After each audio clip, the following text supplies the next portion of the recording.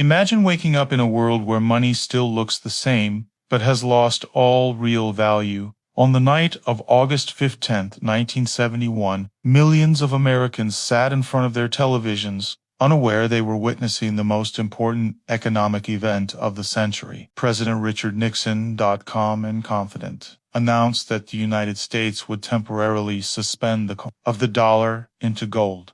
Temporarily, in that single moment, the link between money and reality was cut. The dollar, once a promise backed by gold, became just a piece of paper, or worse, an idea, and the most shocking part, almost no one noticed. Shops opened, banks stayed open, people went to work. But beneath the surface, a new era had begun, the age of imaginary money, created from nothing, controlled by governments and central banks. Gold had vanished, and with it, the last anchor that tied the world to something real. After World War II, the world needed order. In 1944, leaders from 44 nations met in a small hotel in the mountains of Bretton Woods, USA. Their goal was to rebuild a shattered global economy. The solution seemed brilliant.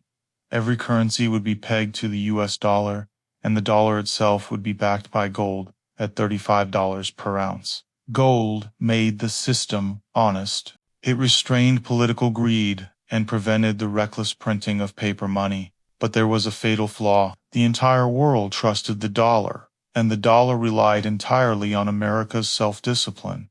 By the 1960s, that discipline was gone. The Vietnam War was draining billions, and the government was spending even more on social programs under the Great Society.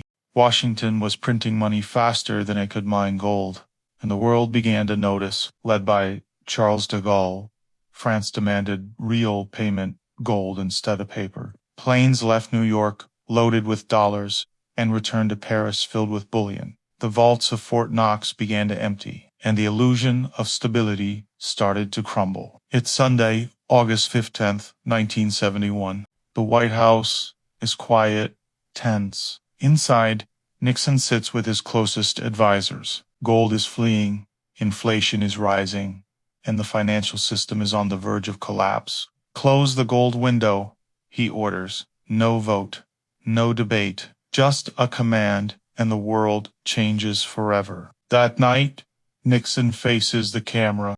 To defend the dollar against the attacks of speculators, I have directed the suspension of the dollar's convertibility into gold.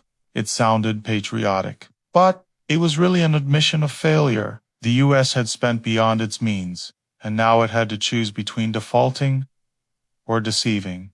Gold was gone, and the dollar now had value only because the government said it did. The next morning, life went on as usual, but beneath the routine, something irreversible had happened. Money had become a matter of faith.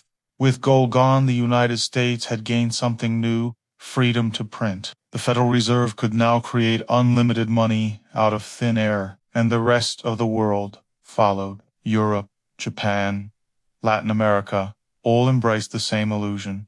That wealth could be created by decree. At first, it seemed like a miracle. Economies expanded, credit exploded, consumption became a form of worship. But the miracle had a hidden cost. Inflation, the value of work eroded, while wealth concentrated in the hands of those who controlled credit. It was the Cantillon effect, one of the forgotten laws of money. Those who received the new money first, banks, corporations, governments, got richer. Those who received it last, workers and savers, paid the price. The gold standard had enforced discipline. The debt standard enforced dependence. The global economy turned into a religion without gods, and its only commandment was to believe in endless credit. The decades that followed were a roller coaster of booms and busts. In the 1980s, interest rates soared to nearly 20% to fight inflation. In the 1990s, cheap credit fueled global euphoria, and in 2008, the system collapsed again, this time under the weight of its own promises. Each crisis was met with the same cure: print more money. Gold had been a physical limit. Now, the only limit was political will. Every bailout made the next crisis bigger. Every rescue deepened the addiction. Today, global debt exceeds $350 trillion. Every dollar is a promise without backing, an echo of Nixon's decree from 1971. He called it a temporary suspension. 50 years later, we're still living in it. But no empire lasts forever, and every system eventually faces its reckoning. In a world drowning in paper and debt, a new kind of gold is emerging: digital gold. Bitcoin, cryptocurrencies, and even state-backed digital currencies are all born from the same fear that modern money will betray its believers once again. Crypto advocates call it freedom, governments call it control, but both sides know the truth. The current system cannot last. History is repeating itself. Rome collapsed when the denarius lost its silver. Revolutionary France crumbled when the assignats turned to dust. And our modern world may be next, not by invasion, but by inflation. The end of the gold standard didn't destroy the world, but it destroyed something deeper: our trust in what money truly is. Today, we work, save, and invest, all within a system that exists only because we believe in it. Gold vanished, but faith remained.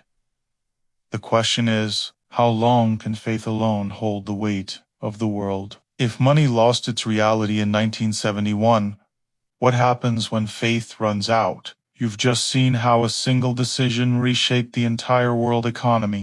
But this is only one chapter in a much older story, the story of power, illusion, and control. If you want to uncover the next one, subscribe and stay with us, because the next secret is already unfolding and most people still don't see it.